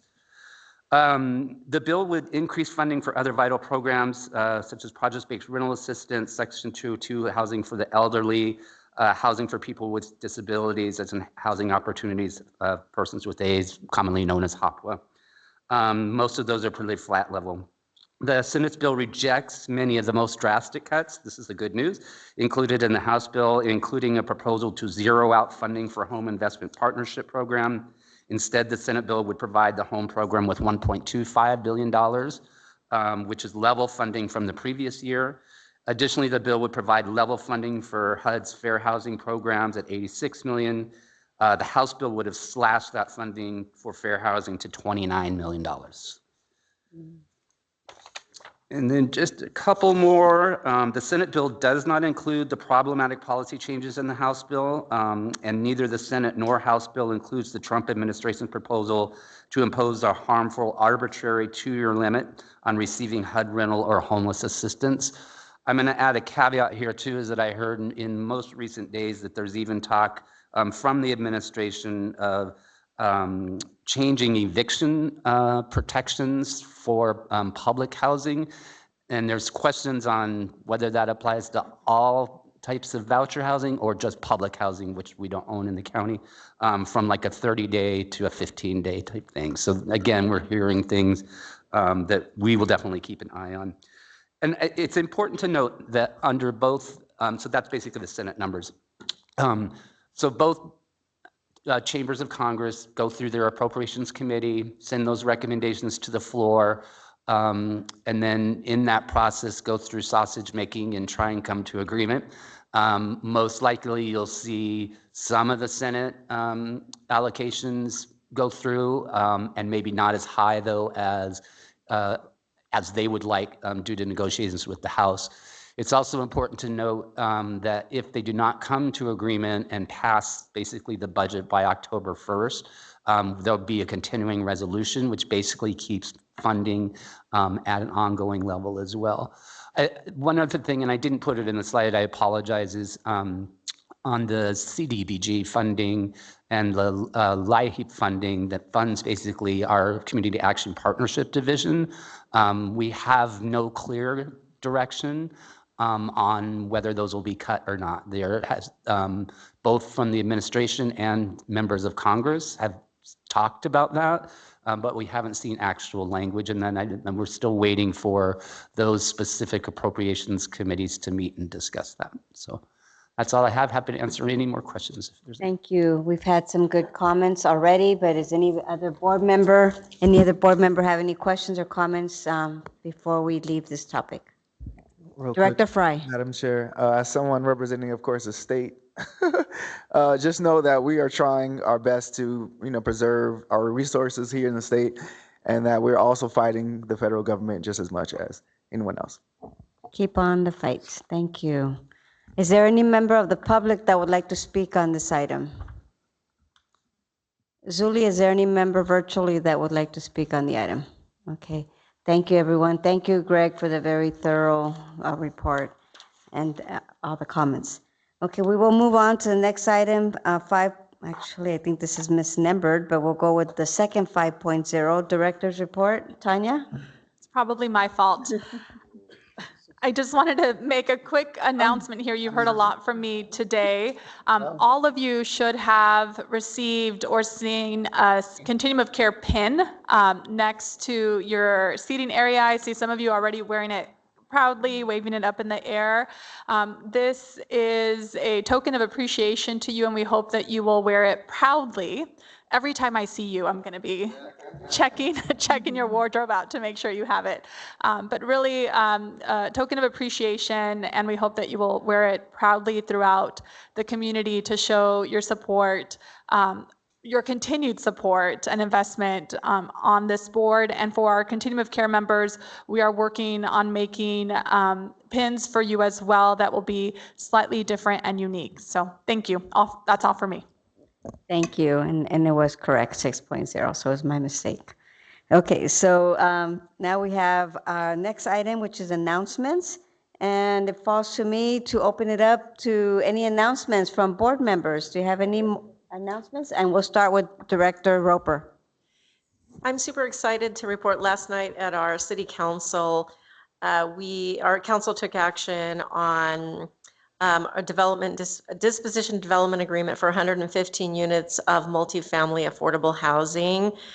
And within that, there's 20 units that will have preference for homeless families. There's a 5-acre parcel, and there's also a PSH project on that parcel that's 25 units, but last night, council took action on the 115 units. And the reason why I want to take the opportunity to highlight this is because affordable housing is what Juan does, it's very complex. And developer had secured $40 million in tax credit financing, and they had some greenhouse gas funds that the EPA clawed back, $13.5 million, and the $40 million was at risk. And I just want to thank Supervisor Spiegel and Heidi and all of the staff at HWS who were able to figure out a solution. I don't want to cry, but I mean to be able to partner to fill that gap, to save $40 million in investment along with what the city is investing. That's going to be a precious resource, and I just am so truly thankful. Thank you, Karen, Director Roper, and thank you, HW staff, for all your work. Any other board member have a comment, an announcement? Director Alba. Yes, I just want to announce that Faith in Action will hold its first ever employment readiness workshop coming up starting next week. And this is announcement for any nonprofit or any agency that wants to send folks over to it. It's a 5-day workshop with connections to employers at the end. And we still, oh, back there, Lucy's got a flyer if you want one before you leave. We're opening up to any and all agencies, and we're happy to collaborate in any way, shape, or form to bring your folks over here to this resource. And it will be the first time ever we've offered a workshop like this in our new facilities. So thank you, and come on down. Thank you. Other directors have an announcement? Can I? Director Jefferson? Carol, if you'd like to have your team email us the flyer, we can send it out to the CoC listserv as well. Yes, we'll do that. Thank you. Director Jefferson Gilpa. Thank you. I just want to uplift all of the children in our region that are also unhoused who have started school over the last week.